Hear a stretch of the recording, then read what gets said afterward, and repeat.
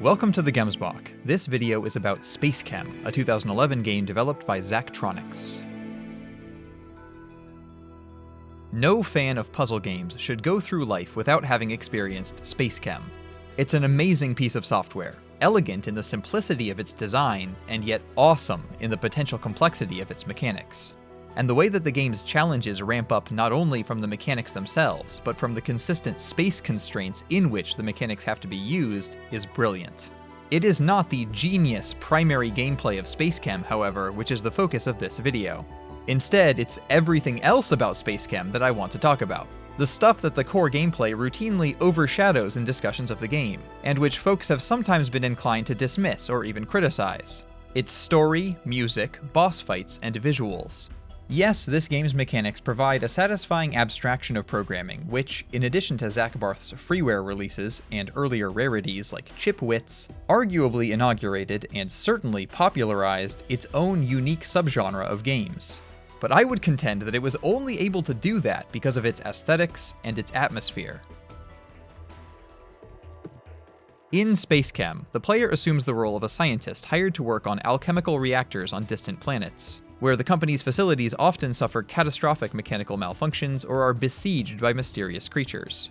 Now, if you've only encountered the game through reviews and similar secondhand accounts, then the kind of lip service I've just paid to the story is probably about as much, or maybe more than, you've ever heard about it.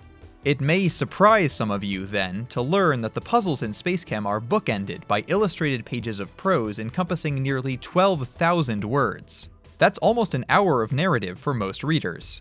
It's not an approach that would work in most genres of games, but it matches with SpaceChem's especially heady and slow-paced take on the naturally heady and slow-paced puzzle genre. And since it takes most players at least 40 hours to beat the game, 1 hour of story spread out across the whole thing is reasonably well balanced.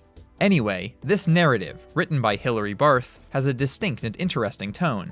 Its equal emphasis on ludicrous bureaucracy and on unusual beings in deep space puts it somewhere between Kafka and Arthur C. Clarke in terms of subject matter.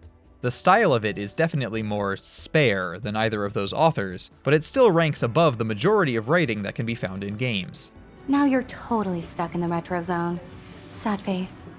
Through the cyclical process by which the protagonist ends up moving from planet to planet, and through the cast of secondary characters as disposable as Star Trek redshirts, the story provides a sense of being driven into the farthest reaches of space and slowly becoming a vestige of intelligence in total isolation. You see the main character's bewilderment and mounting loneliness in an increasingly unwelcoming universe. And this protagonist being one of the few defined characters, far from weakening the tale, enforces feelings of alienation and responsibility. For its part, the game's music, by Evan Leny, does great work to drive home the story's dual moods of discovery and unease in deeply unfamiliar conditions. Several tracks pair sweeping, low-pitched, slow instrumentation and vocals with sets of high-pitched, faster notes. The former provides spacious grandeur, and the latter layers anxiety on top of it.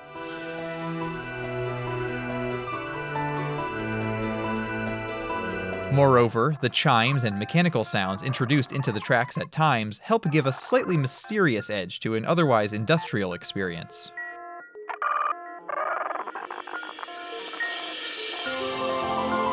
Meanwhile, the weighty tone of the boss music makes those fights feel impactful and threatening. That naturally takes me on to the topic of the often criticized boss encounters, which impose new gameplay constraints and new gameplay options. People have often reported disliking the way that, unlike the rest of the levels, the bosses include time or timing requirements, as well as the way their exact expectations can involve some trial and error to learn. I am receptive to that latter claim. It should have been more immediately clear what the specific requirements are for each boss. But setting that note aside, otherwise I've always personally appreciated the approach and theming of such levels. The temporary availability of branch control switches to manually intervene in actively operating reactors makes it seem that the player character is being entrusted with the most important tools under the most dire circumstances. The defense missions also offer a welcome change of pace in a fairly long campaign, and the boss fights are the moments where SpaceChem's story and gameplay are brought closest together. With rare exceptions, such challenges were phased out of all later Zachtronics games. And I think that's a shame. Not only because I feel it's a formula with a lot of potential, but also because I hold that decision partially responsible for why I've rarely stayed as invested in the stories of their later releases. I've finished the main campaign of every Zachtronics puzzle game, and often extra content besides. Yet months or years later, I'm hard-pressed to recall what exactly happens in the narratives of Opus Magnum, Shenzhen.io, or Exapunks. But I digress. Back on topic, the atmosphere I'm describing is completed by SpaceChem's art. So, what you're looking at now is a reasonable encapsulation of most of the visual elements which accompany the player throughout SpaceChem. This aesthetic simplicity is sometimes maligned, though less than the bosses. Yet the simple commands and clear, vibrant lines navigating their grid do a great job of melding associations of programming, circuit diagramming, and chemical equation writing. This combination, while far afield from anything remotely resembling actual chemistry, strikes an aesthetic balance between actual science and science fiction. Now, the artwork for the production and boss levels is not going to win an award anytime soon, and that's not only because of the game's age, but it remains appropriately cold and alien, without losing the vibrant clarity found within the reactors. I've seen it claimed that there is a harsh division in SpaceChem between its presentation and its mechanics, but obviously I don't think that's the case.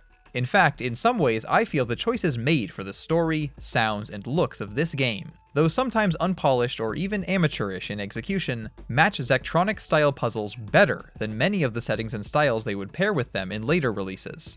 Let me explain.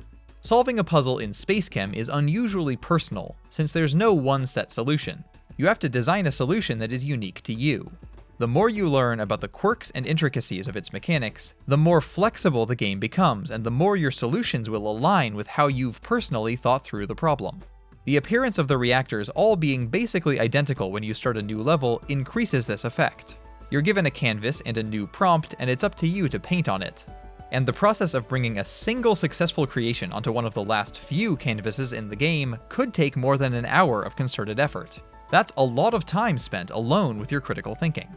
I can't help noticing, then, that the themes I've identified here in SpaceChem's narrative and aesthetics, themes of an increasingly isolated yet tenacious human intellect on the final frontier, suit the player's mechanical experience rather nicely. SpaceChem's primary cultural identity being a game, rather than an educational tool or even some kind of symbolic programming language, rests on the way its presentation, in terms of narrative, music, artwork, and campaign structure, situates it in a particular space of play and fiction. Adding that notion to the notion SpaceChem is, in my estimation, an exceptionally good game, makes me feel that it could prove very useful to folks investigating what exactly defines a game in the modern sense, or what it means when one considers a game as a work of art. Some of Zachtronics' later releases, namely TIS-100, Shenzhen.io, and Exapunks, push the limits of this categorization even further by going so far as to center their gameplay on text-based, rather than mechanism or symbol-based, programming and problem-solving. Their later games even sport varying levels of aesthetic polish, with TIS-100 being arguably the most fascinating in this regard due to being the most pared down. But it all starts with SpaceChem.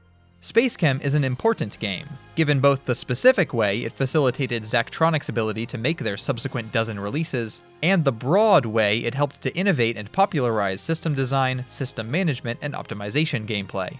SpaceChem is a challenging game, with just about 5% of its players reaching the end of its primary story campaign. And to these two claims to fame, I would personally add that SpaceChem is an aesthetically praiseworthy game. Its aesthetics are simple, bare, and in some cases rough, but ultimately its story, soundtrack, structure, and art style sum into a cohesive sci-fi atmosphere. Without that atmosphere, for all we know, maybe few would have cared to rise to its challenge, and maybe it wouldn't have ended up being so important.